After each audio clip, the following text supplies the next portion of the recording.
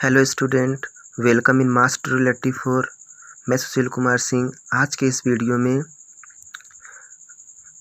हम बात करने वाले हैं क्लास 12th के मैथ के एक्सरसाइज 2.1 के बारे में। तो एक्सरसाइज 2.1 को स्टार्ट करने से पहले हम थोड़ा सा कॉन्सेप्ट को समझ लेते हैं। यदि हम कॉन्सेप्ट को समझ जाते हैं तो मुझे एक्सरसाइज के क्वेश्चन करने में कहीं भी कोई दिक्कत नहीं आएगी, ये मेरी फुल गारंटी है। ठीक है, तो थोड़ा सा कॉन्सेप्ट को देख लेते हैं। तो देखो, हाई स्कूल में बच्चों हाई स्कूल में आप ये त्रिकोणमिति में पढ़े थे कि दिया रहता था y बराबर साइन थीटा। तो जो यहाँ पे थीटा है ना, ये थीटा हमारा क्या है, एंगल्स है। ये थीटा क्या है, एंगल्स है। इस थीटा को हम क्या कहते हैं, प्रांत कहते हैं। थीटा को प्रांत कहा जाता है। और थीटा यानी साइन के साथ जो थीटा हम रखे यानी एंगल्स को रखे तो हमें क्या प्राप्त हुआ, y प्राप्त हुआ। इसे परिसर कहते हैं। देखो, थीटा बराबर जैसे अभी यहाँ पे थीटा बराबर कहते 0 अंश, 30 अंश, 45 अंश, 60 अंश, 90 अंश। यदि यहाँ पे साइन थीटा के जगह पर साइन 0 रखेंगे तो y का मान 0 प्राप्त होगा। यदि थीटा के जगह पर 30 अंश रखेंगे तो साइन 30 का मान 1/2 प्राप्त होगा।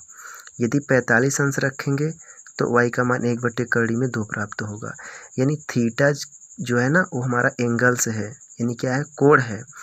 इसे हम लोग प्रांत कहते हैं कि यानी थीटा के स्थान पर यदि हम अलग अलग मान को रखते जाएंगे तो y का जो मान हमारा प्राप्त होगा यानी वैल्यूज जो मिलेंगे वो नंबर्स में होंगे, वो हमारा क्या कहलाता है, परिसर कहलाता है, यानी उसे रेंज कहते हैं।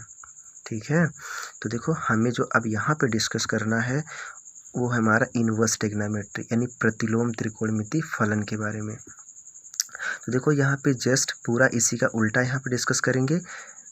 यहाँ पे होता था y बराबर साइन थीटा और यहाँ पे देखेंगे, मान लेंगे इसमें y बराबर साइन इनवर्स x। जैसे अभी यहीं पे करते, थीटा बराबर निकालते तो साइन इधर आता तो क्या बनता, साइन इनवर्स बन जाता। तो हम यहाँ पे क्या मान लिए, y बराबर साइन इनवर्स x। तो जो यहाँ पे x है, इस x को हम क्या कहेंगे, डोमेन यानी प्रांत कहेंगे। इंग्लिश में से डोमेन कहते हैं, हिंदी में प्रांत कहते हैं x को। और अब जो x हमारा होगा, यहाँ पे कोई वैल्यूज रखी जाएगी। वैल्यूज का मतलब नंबर्स में, जैसे 1/2 या √3/2 या 1 या 0 जो भी है। तो हम यहाँ पे कोई संख्या यानी नंबर्स में रखेंगे कोई वैल्यूज, और तो हमें y का जो मान प्राप्त होगा ना, वो रेंज, उसे क्या कहेंगे, रेंज। और ये हमारा क्या होगा, एंगल्स होगा। जो y का मान प्राप्त होगा हमारा क्या होगा, एंगल्स होगा, यानी कोण प्राप्त होगा। जैसे अब यहाँ पे साइन इनवर्स की जगह पर अगर 1/2 रखते हैं तो 30 अंश आता है, तो y का मान क्या आ गया, डिग्री में आ गया, यानी एंगल्स हो गया हमारा। तो अब देखो, थोड़ा सा हम लोग प्रिंसिपल वैल्यू यानी रेंज के बारे में और डोमेन के बारे में समझ लेते हैं।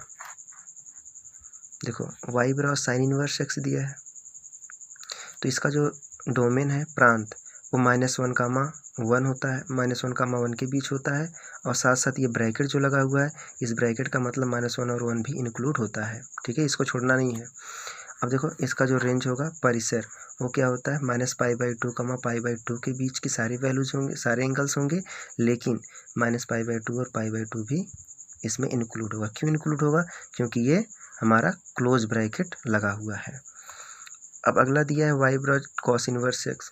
इसकी जो प्रांत होती है यानी डोमेन होता है -1, 1 के बीच, और साथ साथ -1 और 1 भी लेना है, इसको छोड़ना नहीं है। तो इसके बीच जो रेंज हमारा है, वो रेंज इसकी क्या होती है, कॉस इनवर्स की 0, π, रेंज यही है। और इसका मतलब इसके बीच की सारी वैल्यूज, सारे एंगल्स आ जाएंगे, लेकिन 0 और π भी साथ साथ इंक्लूड करना है। अब इसका अगला जो दिया है वो हमारा है y बराबर tan इनवर्स x। तो यहाँ पे क्या है, x सभी रियल नंबर्स हैं। यहाँ पे क्या है, जो यहाँ पे x की जगह पर सभी रियल नंबर्स हैं। तो यदि हम रियल नंबर को रखेंगे तो जो हमारा रेंज प्राप्त होगा वो -π/2, π/2 के बीच प्राप्त होगा। लेकिन इसमें क्या होगा, देखो ये जो ब्रैकेट लगा हुआ है ना, छोटा वाला, इसे बोलते हैं ओपन ब्रैकेट। इसका मतलब ये हो गया कि इसमें -π/2 और π/2 को इंक्लूड नहीं करना है, केवल इन दोनों के बीच के सारे एंगल्स आएंगे। अगला है y बराबर कॉट इनवर्स x। इसमें भी जो हमारा डोमेन है, वो सारे रियल्स नंबर इसमें डोमेन में जाते हैं, सारे रियल्स नंबर। लेकिन जो हमें इसका रेंज प्राप्त होता है, रेंज, वो 0 और π के बीच का ही होता है। ठीक है, अब देखो y बराबर अगला दिया है sec inverse x। Sec inverse x में क्या होता है, सभी रियल नंबर्स तो होंगे, लेकिन -1, 1 के बीच के सारे वैल्यूज को छोड़कर। यानी ये दोनों को, इनके बीच के सारे वैल्यूज़ को छोड़ करके सारे रियल नंबर्स होंगे। जिसका रेंज प्राप्त होगा वो क्या होगा, इसका रेंज जो है 0 और पाई के बीच की सभी होंगे, लेकिन 0 पाई भी इंक्लूड रहेगा। बस सिर्फ क्या करना है, पाई/2 को छोड़ देना है, पाई/2 को इसमें इंक्लूड करना ही नहीं है। इसके बाद अगला आता है वाई बराबर क्या, कोसेक इनवर्स एक्स। वाई बराबर कोसेक इनवर्स एक्स है, तो इसका जो डोमेन होगा ना वो रियल नंबर तो सही क्या होगा, रियल नंबर तो होगा, लेकिन -1 1 के बीच की सारे वैल्यूज़ को छोड़ करके। अब जो इसका रेंज होगा वो रेंज क्या होगा, -पाई/2 पाई/2 के बीच के सारे एंगल्स होंगे, लेकिन -पाई/2 और पाई/2 भी सिर्फ होगा क्या, सिर्फ 0 को छोड़ करके सभी एंगल्स आएंगे, मतलब -पाई/2 और पाई/2 के बीच के सभी एंगल्स। आप देखो इसमें एक फार्मूला और समझ लो, सिर्फ ये कि यदि साइन इनवर्स -x है तो क्या हो जाता है, माइनस पहले लग जाता है, minus sine inverse x। Tan inverse -x है तो माइनस पहले कर दो, tan inverse x। Cosec inverse x है, -x है तो माइनस पहले कर दो, माइनस कोसेक इनवर्स x हो गया। अब इसके बाद अगला आपका क्या है, से कॉस इनवर्स -x। देखो कॉस इनवर्स अगर -x है, इसमें थोड़ा सा चेंजिंग है।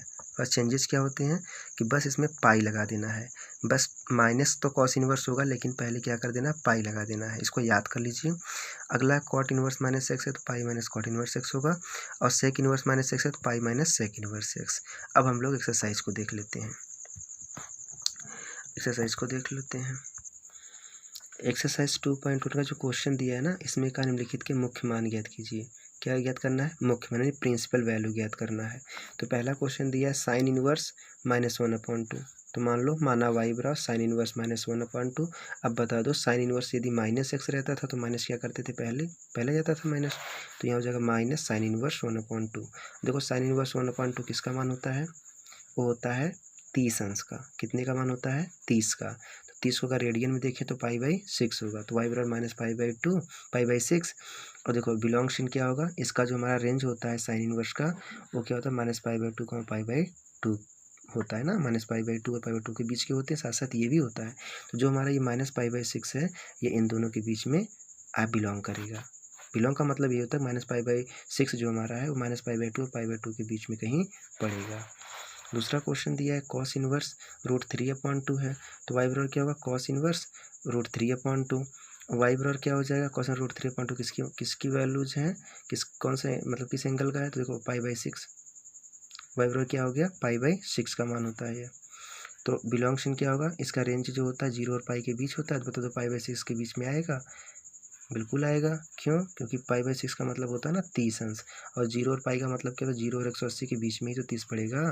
तो ये हमारा सही आंसर है। जो तीसरा क्वेश्चन दिया है कोसेक इनवर्स 2 है, कोसेक इनवर्स अगर 2 दिया तो वाई बराबर मान लो कोसेक इनवर्स 2।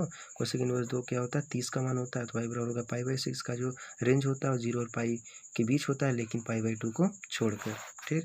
चौथा क्वेश्चन दिया है tan इनवर्स -√3 है, तो माइनस क्या होगा, पहले लग जाएगा, तो वाई बराबर माइनस tan इनवर्स √3 हो गया। अब देखो tan इनवर्स √3 किसका, पाई/, ये 60 का मान होता है ना, तो ये हो गया कितना हमारा, वाई बराबर -पाई/3। बिलोंग्स इन क्या होगा, सर रेंज होता है -पाई/2 पाई/2 के बीच होता है, तो यानी पाई/3 क्या होगा, इन दोनों के बीच में कहीं बिलोंग करेगा। अगला पांचवा क्वेश्चन है कॉस इनवर्स -1/2, तो वाई बराबर कॉस इनवर्स -1/2। जब माइनस जाता है तो क्या हो जाता है, इसमें थोड़ा चेंजिंग होता है, क्या चेंजेस होते हैं, वाई बराबर पाई माइनस पाई लग जाता है, और minus cos inverse 1/2। Cos inverse 1/2 किसका मान होता है, 60 का ना, तो ये हो गया कितना, पाई/3।